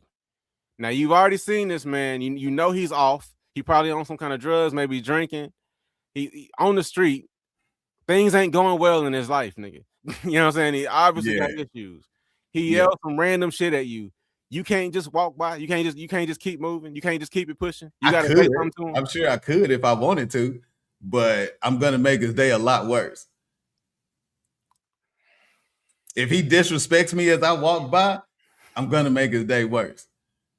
It's just as simple as that. But understand this. I've been in that situation. And matter of fact, in downtown Dallas, where niggas was talking crazy, and I walk by. You know what they do? They don't say a damn thing, which is respect to me. You know what I'm saying? So if I walk by and you decide to say something to me, just like you said to them other bitches that didn't say nothing to you, then I'm gonna slap the shit out you, and you're gonna realize that you said it to the wrong nigga at that point. You know what I'm saying? That's how I am, and that's. You can be like that, Sean, but one day you may try to slap the shit out the wrong person. Yeah, they're going to prove that shit. But why? Why make somebody prove that they're willing to use deadly force in a non-deadly force situation, nigga? Why? Huh? If that's what I'm saying, I'm always willing to take it to the highest level, nigga. Yeah, but so okay, somebody fine. You can be no, but I'm saying, like, inherently, right? Because let's talk about this, and I guess this is the one good conversation we can pull from that whole Jorge fiasco, right? Because I want to get to Love Overboard too, because I really want to know how you can support David. But let's talk about specifically, because the whole Vanell thing, I said it in my review. I got my own problems. This is a grown woman. If she wants to pine over this man, then she can pine over this man. If he wants to play with her and keep going until he cracks the code, then he can do that. But if we're gonna have a conversation we can move from, let's talk about this whole protecting your woman thing, right? I think there are obvious situations where a man has to put everything on the line to protect his woman. If you're under attack, then you push your woman aside, like you talk about your boy at Longhorn Ballroom, where he pushed his girl aside and the bullet went through his shirt. Yeah, that's what you do. If you have to protect your woman, you protect your woman. If you got to fight to protect your woman, then you fight to protect your woman, right? Yeah. But there are also situations where it's just not necessary, where you're dealing with somebody who's obviously mentally unstable, but doesn't actually pose a physical threat. What they're doing is strictly their thing. They're yelling. They're yelling at everybody. They're yelling at the fucking sun. When you walk away, they'll probably yell at a bug that flies by. They yell at God at night. They're mad at their life choices, whatever. This is not somebody that's posing an actual physical threat. So what is the benefit of engaging that person in any way? Whether you feel like they disrespect you, whatever, who gives a fuck? Like, if a crazy person disrespects you, what does that mean, honestly, like to the rest of their life? I think you said something that's very crucial to the situation. You said they got mental issues, but that's the problem with mental issues. If you decide to put your mental issues out into the world, they can eventually bounce off of somebody else with mental issues, and I'm that nigga. You know what I'm saying? Okay. So when somebody that has mental issues starts yelling at me, then my mental issues come up. And they're gonna have to deal with my mental issues now. But you're giving other people way too much control. So you're saying that somebody can get you all the way out of pocket just by saying some shit to you. Yeah. They say the right thing, I will get out of pocket. You don't see the problem with that? It might be a problem, but I love it. That shit has kept me alive for 45 years. No, nigga, you are alive in spite of that shit. That's not what's keeping you alive, brother. I promise you. I've been in those situations. I've been in so many situations where a nigga thought he could get fly, and I got flyer. And that's what kept me alive, because I'm being specific, because you're saying those situations. Yeah, there are situations where you got to get fly with a nigga, right? Listen, my cousin got shot. Like they was at Jack in the Box. Somebody tried to steal some girl's food from Jack in the Box, and he barely even knew this girl. They just both went to Carter, and so he went to stand up for her, and the nigga pulled a gun, in which my cousin immediately backed down. and got shot. But I believe if my cousin wouldn't have backed down, he might not have got shot. He might have still got shot. But I believe that maybe that dude was a punk. And so in those situations in life, that's how I've reacted. Hold on. So your cousin survived? He survived, but he still got shot. Okay. So, but if he's charging the guy, how many times did he get shot? I think twice. Okay. So this is obviously a very aggressive person, right? And they lit off 2 shots at somebody that's backing up. How many shots you think they letting off if he charges? I don't know. Maybe none. Because they got scared. So maybe he's not surviving that. Because if the person actually feels threatened, because if they letting off 2 shots at somebody who's backing off, I imagine they emptying the clip on somebody who's charging. If you give them that much time, nigga. Nigga, it don't take that long to squeeze the trigger, nigga. I'm just saying. He got shot twice and then had to run home, nigga. Hey, if he'd have took those 2 bullets and took that nigga down, it might have been a different story. I don't know, nigga. But listen, what I'm saying is that's how I approach things. Anytime a nigga has came up to me, I'm coming right back at him. Okay, came up to you though. We're talking about somebody just yelling on the street, nigga. Somebody. Yeah, and I'm always gonna give them what they asking for. I hope you heal from that, nigga. Like I really do, nigga. I hope you see it as something that needs to be healed. I don't. Yes, because it's not necessary to give your energy to everybody that offends you, nigga. Like there are people that you can address. You know, listen. I've went away from situations. I've turned the other cheek. You know, I used to be a devout Christian, so I've turned the other cheek plenty of times. And to this day, I regret it, nigga. I regret it with my whole entire heart, nigga. You know what I'm saying? One time I was in college, nigga. I got into a fight with a nigga. I told this nigga 100 times I didn't want to fight him. This nigga beat my ass, nigga. Okay, I went back to my dorm room. Wait. You gotta give me more context. So you're standing there telling him you don't want to fight, and he just started beating your ass. Like, how nigga. Like he walked me down. Like I'm walking back to my dorm, back turn, nigga. This nigga came. Okay, but that's different, nigga. We talking about a nigga that's approaching you trying to fight. I'm talking about somebody random on the street. But just listen, though. The only reason he did that is because I didn't want to fight. He assumed that he had the upper hand. So, yes, when I went back to my dorm room, once that shit clicked, I walked right back out of my dorm room. Nigga, like we're talking about totally different situations because that is somebody who is presenting an actual threat, who's trying to fight you. We're talking about somebody just yelling random shit on the street, and whether or not addressing them or approaching them is necessary to protect your woman. That can lead to stuff too. I mean, you know what I'm saying? I like walking through the streets of Oak Cliff when I was young, there was plenty of niggas sitting on their porch and was like, hey, little nigga, get your bitch ass from around here. You know what I'm saying? Like, and those niggas also jumped me like 2 or 3 times because I never said anything. Now, I understand if they'd have said, hey, little nigga, get your bitch ass from over here. And I'd have been like, who the fuck you talking to, nigga? And bucked up to them, they probably would have left me alone because they knew I was going to fight back.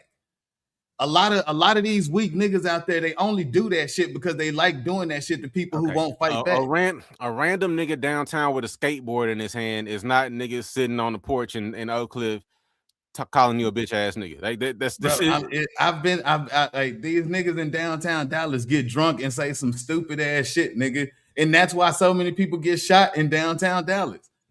You know what I'm saying? Hey, I'm nigga, stay your ass out of public, bro, because you gotta get that under control, bro. Nah, I've been doing it for years. The point is, Jorge is too old to be doing this shit, nigga, because little does he know, the nigga with the skateboard could be a fucking black belt. Nigga, you don't know. Just because they could be small stature, you don't know what the fuck somebody can but do. A black belt has more. That's what I'm saying. What you need to understand is that the person that's not talking has more discipline. So if this person is yelling, typically people who got hands typically aren't starting fights. Yeah, that's typically how it goes. But sometimes crazy motherfuckers do, and sometimes crazy motherfuckers got skill. And a lot of times in today's world, specifically here in Texas, which is why I want you to stay your ass inside. If this is how you still think, nigga, a lot of these crazy motherfuckers got guns. I mean, yeah, I don't nigga, like the other day, I'll give you an example, nigga, and you tell me if you would have handled this different. I'm pulling up to a light, right? It's a truck in front of me. You know how you get up to the light and there's a turn lane that kind of that appears at the end of the the closer you approach the light, the turn lane appears, right? Yeah. So I'm in the lane before the turn lane, right? But I can't get into the turn lane because the truck in front of me isn't giving me enough room to get over into that lane, right? Gotcha. Now I can clearly see that there's plenty of space between the truck in front of me and the car in front of them, right? So my first reaction is I'm not gonna start honking immediately, but I'm gonna scoot up close to the truck so he can feel me, see me in his rear view, and be like, oh, let me scoot up and let this nigga in. You know what I mean? Because that's what I would do. If I see that I'm keeping somebody from getting into the turn lane, I'll just scoot up, let them get into the turn lane. So I scoot all the way up as close as I can without hitting the nigga. He doesn't move. So I'm like, all right, beep, just give him a couple quick little hunks. Nothing.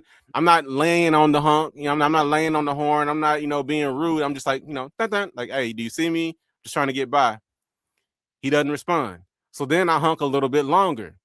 This nigga rolls his window down with a smile on his face and makes the motion like, like go ahead. Like try, basically saying like go up on the curb. Like fuck you. You know what I'm saying? I'm not scooting up no more. I got off the horn, sat back in my chair, and just said okay, and waited for the light to change. Because this is Texas. If I get mad, get out the car and go up to his window, I could get shot. I don't know what this nigga got in this truck. And obviously he's not thinking clearly, or there's something wrong with him as a human being, because why the fuck do you have a problem with me getting into the turn lane? That has no impact whatsoever on the rest of your day. You know what I'm saying? But I let it go. Because and I'm not gonna lie, bro. Like 10 years ago, I would have got out the car. I would have walked up to his window because I need this nigga to know it's a problem. You know what I'm saying? Like I would have had that same attitude 10 years ago. I would have had that attitude, nigga. But right now, I feel like I know better. You know what I mean? And I'm not gonna put myself in a position where I fuck around and get shot over some stupid shit because he wants to be dumb and I want to call him out on being dumb. So I just sat there and waited. I waited for the light to change, for him to finally go, and then I got into my turn lane, went on about my day. It pissed me off, but that's how I decided to handle that. Do you think I did the wrong thing? Well, let me start at the beginning. Well, first, let me start by saying that yes, we live in Texas, so you shouldn't be leaving the house without a gun. And anytime I'm anywhere, my gun is within an arm's reach. Like right now, my gun is within an arm's reach of me. So, like, I don't know. I don't know about all that, but I also understand that a horn is a trigger. So if I was in your position and I was behind wanting to get through, like, which I do it all the time. There's plenty of times that I want to get through, but I'm not finna honk because I know that the horn is a trigger. I barely use my horn for anything. So, because it triggers people. And so, I don't know. That would have been me. I would have just waited and never honked. Now, if I did honk and he got fly, like, yes, I would have got fly. I also drive a truck, so I would have went up on the curb and pulled up right next to his window, rolled my window down and looked him dead in the face like, nigga, what? You know what I'm saying? At which point, like, I've done this plenty of times too. It's what I'm trying to explain. I pulled up to plenty of niggas that was all yada, yada, yada, yada, yada. And when I pull up and roll my window down, them niggas, because they was bitches to begin with. You know what I'm saying? And so I like to make sure, like, hey, I'm not the one, nigga. Like, if you want to do something, we can do it. If you want to throw hands, we can throw hands. If you want to shoot, we can shoot. Because I'm prepared for any situation, nigga. And here's the thing. I think as a man, you need to have that mentality to an extent. You need to be prepared for any situation when it comes to protecting your family, protecting your woman, whatever that case. But the only thing I'm saying, and this is what Vanell was trying to say, and this is why I think Jorge was completely lying about how far off this man was or what kind of threat he was actually posing. In every situation, it's not necessary, bro. There are situations where you can just walk away. There are situations where you can just say, okay, this person is obviously unhinged. This person has a problem, and what they're doing isn't really posing a threat to you or anybody you care about. Like him not letting me into that turning lane had zero effect on the rest of my day. All it meant is that I got to the gas station a couple minutes later than I would have gotten there, or maybe even a few seconds later than I would have gotten there in the first place. It had no impact whatsoever on the rest of my day. So why should I elevate the situation make it potentially much worse over something that ultimately doesn't matter. And that's what I'm saying. Like some random crazy person shouting at you on the street ultimately doesn't matter. It has no effect on the rest of your day. There's no reason for you to engage in that situation, potentially put yourself or your family or your woman in harm's way if this person responds in an extremely violent way and they have the means to respond in an extremely violent way. It's just not necessary to go there. That's all I'm saying. Yeah. I get it. I get it. And like this comment, like this is the thing. Like I am the wrong person. Like that's what I'm trying to say. And that's what that's why I believe everybody should mind, their business when they're out in the public, because you never know like who the wrong person is. Like, and I am the wrong person. Like, and as I said, I pull up to windows. I do it all the time. Anytime you get fly with me, I'm gonna get just as fly back, and I'm gonna escalate it as high as I possibly can. And every time I do it, people are like, nah, bro, because they can see that I'm crazy. You know what I'm saying? It's like you thought you was crazy by yelling some stupid shit out your window, but nigga, I really am crazy, nigga. I'm looking for somebody to put this bullet in, nigga. Like, so if you want to be that nigga, then continue on with what you're doing. You know what I'm saying? If you don't want to be that nigga, then pull the fuck off and make sure that you never yell out your window at anybody else as long as you live. Well, I'm saying you can roll up to somebody with the same energy and it's not necessary. So now y'all niggas shooting at each other, and for what, nigga? But see, that's what I'm saying. It's not, because the niggas that have guns in their car don't yell shit out people out of windows like that. That's the thing. The only people that do that, or I mean, just like how you said, you the one honking. That nigga in the truck probably had a gun. So once you honked and triggered him, he was probably like, yeah, nigga, let's do this. No, I'm sorry, nigga. The horn is there for a fucking reason. Now you can clear nigga, no. People, you can clearly, like, bro, come on. We've been driving for a long time. You can see if somebody is trying to get by, you can see them. They're gonna be in your vision, right? I mean, I let people go. I would definitely move up. I'm a nice person though. So the only reason I honked, because I wasn't going to honk. The only reason I honked is because I knew he could see me. And so I'm like, okay, bro, I know you can see me. I'm not gonna pretend like you can't. So I'm gonna make sure that you know that I know that I'm here. You know what I'm saying? And that's why I honked. But even when I honked initially, it was just like the beep beep, just really quick. Because that is a trigger. I'm not gonna be like, initially. It's just like beep, beep, just let you know, hey, I'm just trying to get by. I feel like that's a courteous honk. That's not rude. That's not like it's like if you're at a light and you're looking down at your phone and the light changes and somebody just like, beep real quick. Yeah. My bad, nigga. I was looking at my phone. You know what I'm saying? Like, I'm not gonna be offended by that. It can trigger the wrong person. But I usually just wait. Yeah. But I'm also the nigga with the gun in the car. So, you know what I'm saying? All right. I know. My wife hates when I do it. My wife is always like, honk. Like I'll be in the turning lane, the green arrow come on, and she's like, are you gonna honk? Like, I'm not. I have no intentions on honking at this person. Like, eventually they'll look up, or we'll just both miss this light. You know what I'm saying? Now I'm not saying that I never honk. There are times that I honk, but at that point, I'm trying to trigger people. You know what I'm saying? Like, okay, well, I mean, and I can maybe in a way, because like I said, I feel like he already saw me.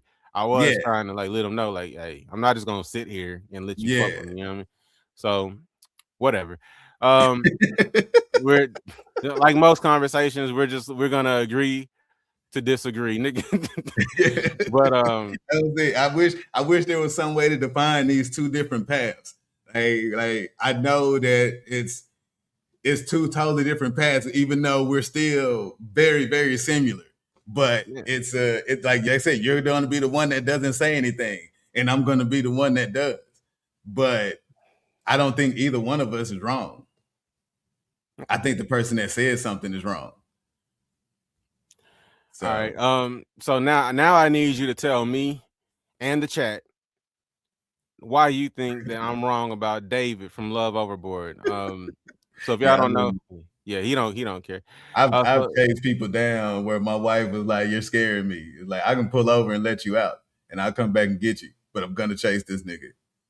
So, and they all run. It's so stupid too. Like, why was you so big and bad, and now you running, nigga? Hey, let me catch up and talk to you, nigga. Love Overboard. Yeah. I talked about Love Overboard a a couple lives ago, and then I ended up doing a summary video of the season, and this is what you're responding to, the summary video. So In Love Overboard, if you haven't seen it, spoiler alert. In Love Overboard, there's a guy named David who hooks up with this lady named Lo, and initially we're both Aquarius. Yep. We're both Aquarius. 4 days apart. Initially January Aquarius, by the way. Yeah. Initially, David and Lo are like the it couple, so to speak, of the show, right? They're together from day one. Seem like they're gonna go all the way through. Eventually, some shipwreckers come in, some other people, and one of those shipwreckers is this woman named Val. I find Val completely unattractive. I think Lo is the baddest girl on the show. So I'm thinking when I see Val, oh, nigga, this ain't shit. You know what I mean? Like I'm thinking she's gonna pose no threat whatsoever to the David and Lo pairing. However, she does eventually get to take David on a date, as the singles are able to do. They're able to take one of the people that are in the couple on a solo date, and then see if they can form a connection. Of course, the show being messy sends them on a spa date where they're pouring honey on each other and doing massages and then going into a shower. While they're in the shower, she gives them head. They come back from the shower. I mean, and they do more than that. Like she gives them head. They go to the hot tub. She's straddling them, pulling on it. You can see her hand going in his shorts. You know what I'm saying? They getting it on. They get back from the date. And what you do when you get back from the date on Love Overboard is now you have to decide if you want to stay with the person that you were coupled up with before the date, or if you want to be with the person you just went on a date with. And whoever you don't choose gets dumped into the ocean. So they're both out on planks. Both your date and the girl you were with, they're both out on a plank. And now you have to decide if you're going to stay with your girl or be with the new girl, right? So he gets back. He hadn't had a conversation with Lo about what happened on this date. Val, on the other hand, has come back and told her homegirl that she sucked him off. So this came out of her own mouth, pun intended. But yeah, so they're out on the plank, and now David, without having had a conversation with Lo, is gonna have to decide. I left out the best part. The night before the date, David makes Lo his girlfriend.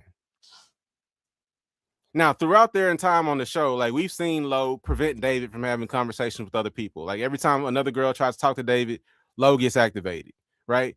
But what we don't see is David ever tell her to stop. We never see David say, hey, don't do that. Let me have these conversations. We just met. We don't see him set any kind of boundaries or even time out. Let me finish. We never see him indicate to her in any way that he has a problem with her stopping him from having conversations with other people or being so possessive of him immediately. Because from day 2, she was saying that they were married. You know what I'm saying? Like this, she was immediately very clingy, but he never put an end to it. He never checked on it. He never expressed any issues with it. They were having sex from like day 2, like multiple times. And he also said to one of his friends on the show that although they were having all this sex, he never came. He was never able to finish anytime they had sex. But we never see him have a conversation with her about being, dissatisfied with their with their sex, right? He never tells her he has a problem with her claiming him, or with her saying that they're married. He never tells her he has a problem with her pulling him away from other women. And he never tells her he has a problem with the sex that they're having, right? Mm-hmm. So then he comes back from this date. Lo is out on the plank. Head doctor's out on the plank. Now he has to decide if he's going to stay with Lo or stay with head doctor.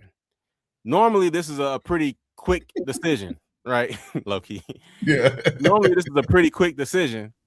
However, this nigga stands up here for 45 minutes. These women, their legs are getting weak. They're tired. You know what I'm saying? Like they're standing out there literally on the edge of this plank over the water. It's not a very comfortable situation. It's very high up in the air. You know what I mean? And he says to Lo, I just don't know if you're going to be able to forgive what happened on this date. She doesn't know what happened on the date yet, but she's just like, hey, well, don't make the decision for me. You know what I'm saying? We can talk about anything, but don't dump me right here before we even talk about what happened on the date. But eventually he does. He dumps low, picks head doctor. She goes into the water, right? I'm pissed the fuck off. I feel like, number one, because just to me, Low is just 100 times more attractive. I'm sorry. Like, she looks way better, nigga. You just blinded by Low. Bruh, I'm not blinded by Low. I see Low's issue, right? But I also see Val, nigga, and I'm not understanding why there's even a conversation. Nigga, that's just me personally. Look, but not only that, bro. Listen, the fact that he just made the girl his girlfriend the night before, goes on a date. Low the whole time is thinking that he just, he's gonna be courteous because he has to go on this date. That's what the show says. You go on the date when the person asks you on a date. So he has to go on this date. I assume. I guess he couldn't say no, whatever.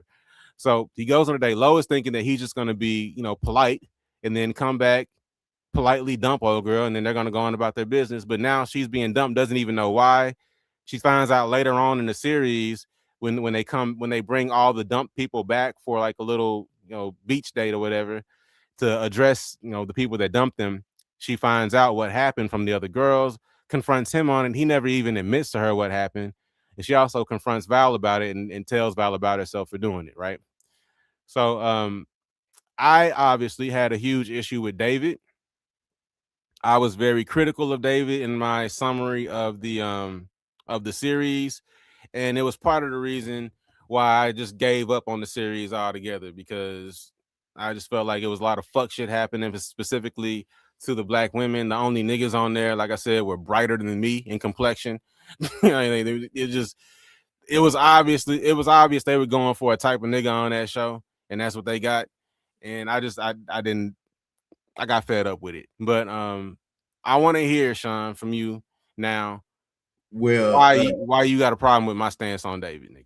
First off, I just realized what the difference is as you was explaining about David. What's the difference that I'm trying to figure out between me and you? It's the fact that you are confrontational and I'm non-confrontational. You know what I'm saying? What? Yeah. No, after everything that just transpired on this live, nigga. No, listen, like how we've always said. No, listen. How we've always said that you're an asshole and I'm not. Like, that's the difference. You're confrontational. No, you've always said that I'm an asshole and you're not, nigga. and that's because you're willing to confront people. You're willing to confront the girls you're dating. You just gone for like 20 minutes about being willing to confront anybody that confronts you. But that's after they've confronted me. I'm willing to let anything go as long as there's no confrontation. But if there's a confrontation, then I'm gonna lose my shit. And that's the difference, because you want to have the confrontation. And that's the problem. And talking about David, you want David to be like, oh, I'm not nothing when I sleep with you. You want David to be like, oh, I'm thinking. Oh, yeah, communicate, nigga. Communicate. I want the nigga to communicate. But understand, people like me, and it could be a flaw, it could be a problem, but people like me don't want the confrontation. So you don't want to communicate, nigga. That's not if he'd have said that to Lo, she'd have lost her shit, just like she did with everything else. Bro, there are ways to have conversations with people. There are ways to say things. Yeah, but some people you can't have conversations with. Some people it's gonna be a confrontation. And so if you don't like confrontation, and it could be just like with me, I don't like confrontation because I lose my shit. You know what I mean? Like some of my earlier fights, like niggas almost, like it was a few niggas that went to the hospital because once you started a confrontation, now I want to kill you. You know what I'm saying? Which is why I don't confront anybody on anything. But that's what I was saying. That's the main difference. Like, you're willing to confront people and then, go with the confrontation. Like, once I feel we in confrontation, I lose my shit. But so with David, bro, I think that's the difference. That's okay, because you're making a lot of assumptions here. You're saying, and yeah, Lo, you could tell by her behavior that Lo was very possessive, immediately, and she was probably a little unhinged. So I imagine it wouldn't have been the most pleasant conversation for him to come back and say, don't pull me away from conversations. Let me talk to people, or don't say that we're married. We just met. Maybe she wouldn't have responded positively, nigga, but that's still basic communication, nigga. Like if you can't, I mean, no, I understand. It's right. It should. It's not. I'm not saying that he shouldn't have done it. I'm just saying there's people like me that don't want to confront the situation, and that's how it ends. And that's why it goes the way it goes. okay, You know what I'm saying? That's the reason he made her wait for 45 minutes because he could not say it. You know what I'm saying? because he's a bitch. No. Yes. No. Because I mean, if that's what you want to call it, but it's the fact that he never wanted to have any confrontation with her, so he just lets it go. You know what I'm saying? I mean, but that's why people bro. say. So would you have taken 45 minutes to make that decision? Like, first of all, I already told you, I'd have jumped off myself because I wouldn't have been able to make that decision. That's what I'm saying. I wouldn't have been able to say to either one of them what my decision was, and I'd have just taken myself off the show. But that's how non-confrontational I am. That's avoiding. I don't know if you want to call that non-confrontational. I think non-communicative. I don't know, but I'm saying they done put me down. Like, there's a bunch of girls that hate me because I just straight ghosted them. Like, I don't want to tell you that we broke up because I've told girls that we broke up and they fell out in the street crying. Like, I don't want that. So I mean, it's easier for me to just no nigga enjoys the breakup conversation. Yeah, typically, so it's easy to just typically we're way less emotional in that moment.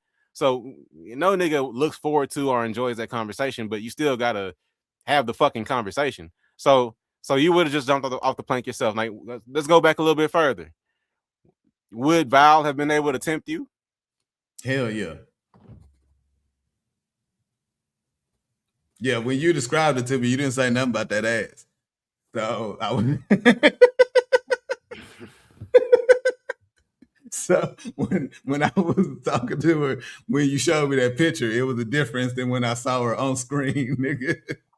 Bro, you cannot be so ass blind, nigga, that it overtakes everything. Nah, I'd have did everything David did.